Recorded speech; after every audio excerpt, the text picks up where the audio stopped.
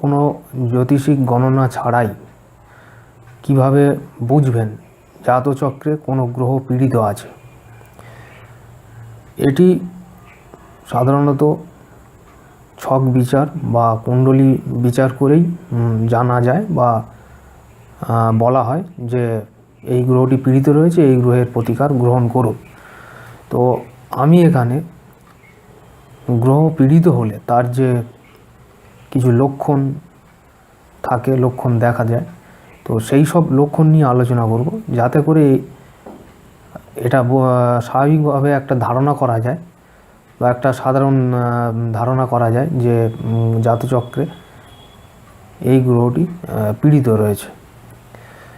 গ্রহ পীড়িত থাকলে সে যে ভাবের অধিপতি হচ্ছে সেই ভাবের বিষয়ে যেমন অশুভ ফল দিয়ে থাকে, ঠিক তেমনই গ্রহের কিছু নিজস্ব কারকতা বা নৈসর্গিক কারকতা থাকে।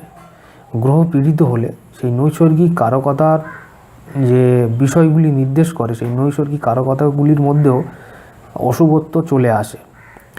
এখন গ্রহ ভাবপতি হিসাবে অশুভ হলে তার যে লক্ষণ, এটি দুটি মানুষের ক্ষেত্রে একই রকম হয় না। এর কারণ হলো লগ্ন আলাদা হতে পারে। ধরা যাক মেষ লগ্নে রবি যদি পীড়িত হয়, তাহলে রবি হচ্ছে পঞ্চমপতি মেষ লগ্নের ক্ষেত্রে। তো মেষ লগ্নের ক্ষেত্রে রবি পঞ্চমপতি হিসাবে পীড়িত হয়ে যে অশুভ ফল দেখা দিতে পারে যে সকল বিষয়ের ওপর, তার সাথে যার সিংহ লগ্ন অর্থাৎ লগ্নপতি রবি যার পীড়িত হচ্ছে, এই দুজনের কিন্তু ভাবপতি হিসেবে যে রবি অশুভ ফল দেবে সেটি কিন্তু একই রকম হবে না দুটি ব্যক্তির ক্ষেত্রে, এই দুটি ব্যক্তির ক্ষেত্রে আর কি। কিন্তু এখানে যেটি কমন বিষয় হলো রবির নিজস্ব কিছু কারকতা রয়েছে, নৈসর্গিক কারকতা। সেই নৈসর্গিক কারকতার ক্ষেত্রে রবি যদি পীড়িত হয়, তাহলে সেখানে কিন্তু কিছু সমস্যা দেখা দেবে। তো এখন এই গ্রহের নৈসর্গিক কারকতা, সেগুলি যদি আমরা ভালো করে লক্ষ্য করি, তার শুভত্ব অশুভত্ব সেই সকল ব্যাপারগুলো দেখে আমরা মোটামুটিভাবে একটা ধারণা করতে পারি যে জাতচক্রে এই গ্রহ পীড়িত আছে। কোনো জ্যোতিষিক গণনা ছাড়াই বা ছক বিচার, কুণ্ডলী বিচার যাই বলুন, সেসব ছাড়াই মোটামুটিভাবে একটা ধারণা করা সম্ভব যে এই গ্রহটি পীড়িত থাকতে পারে বা এই গ্রহটি পীড়িত আছে।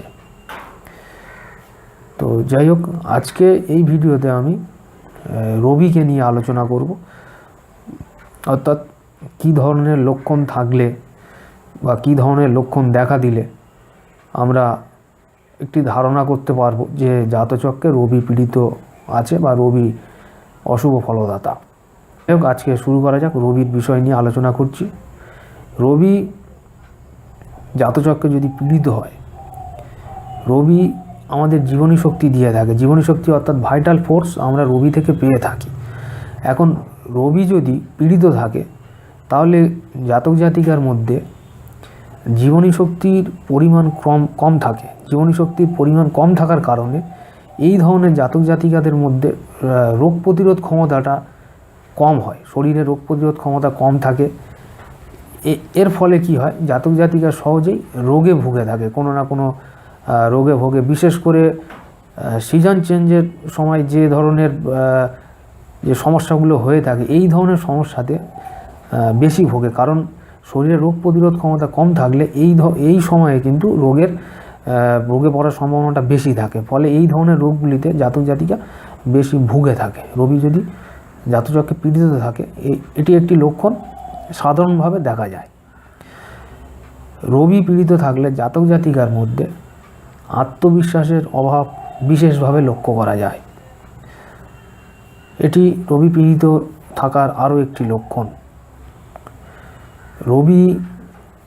রবিকে জ্যোতিষশাস্ত্রে পিতার কারক গ্রহ বলা হয়েছে।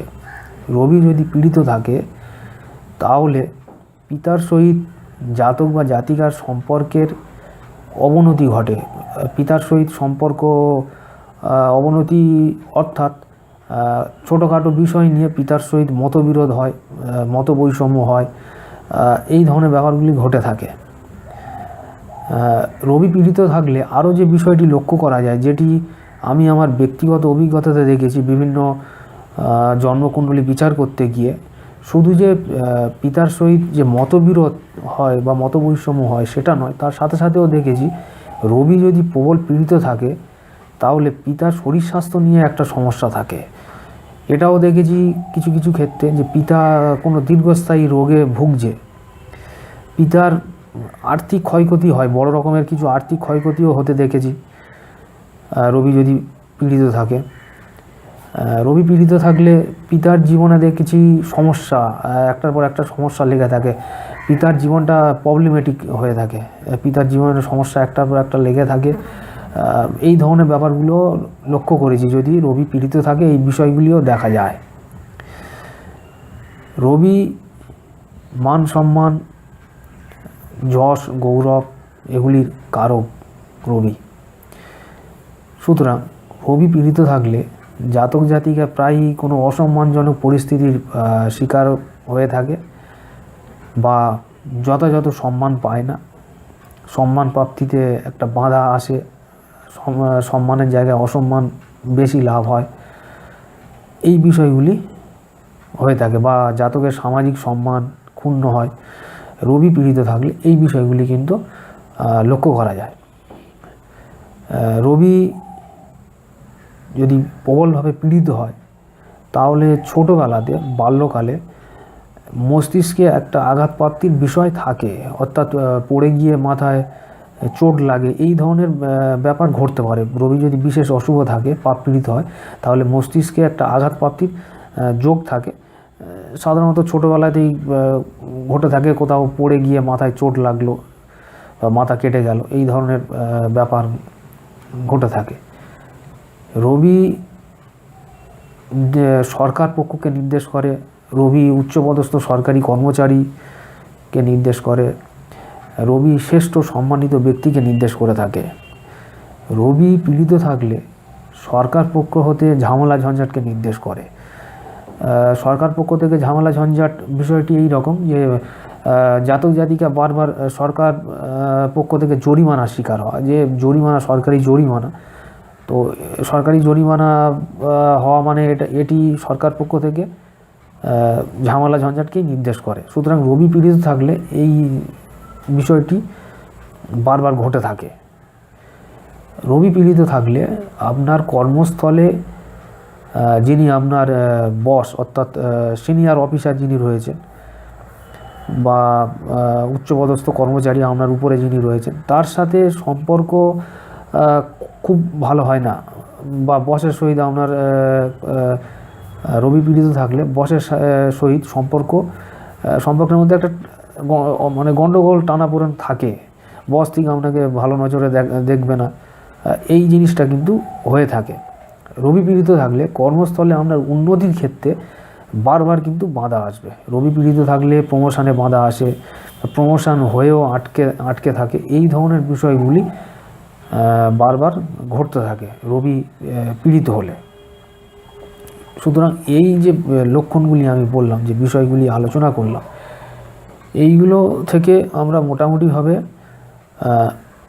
যদি এই লক্ষণগুলি দেখা যায় তো ধারণা করতে পারবো আমরা যে জাতচক্রে রবি অশুভ বা পীড়িত, এটি ধারণা করা যায়। তো এই অশুভ রবির প্রতিকারের জন্যে কিছু সাধারণ উপায় বলছি। গ্রহের সম্পূর্ণ প্রতিকার বা সঠিক প্রতিকারের জন্য অবশ্যই পূর্ণাঙ্গ জাতচক্র বিচারের প্রয়োজন রয়েছে, সেই অনুযায়ী দেখে তবে সঠিক প্রতিকার সম্ভব। তো এক্ষেত্রে কিছু সাধারণ উপায় থাকে যেগুলি পালন করলে রবি অশুভত্ব দূর হয় বা কিছুটা নাশ হয়। প্রথমে যেটি হলো যে শিব পূজা, শিব পূজাতে রবির অশুভত্ব দোষ নাশ হয়। 2 নম্বর, প্রতিদিন সূর্যদেবের উদ্দেশ্যে অর্ঘ্য প্রদান, এটিতেও রবির শুভ ফল লাভ হয়ে থাকে।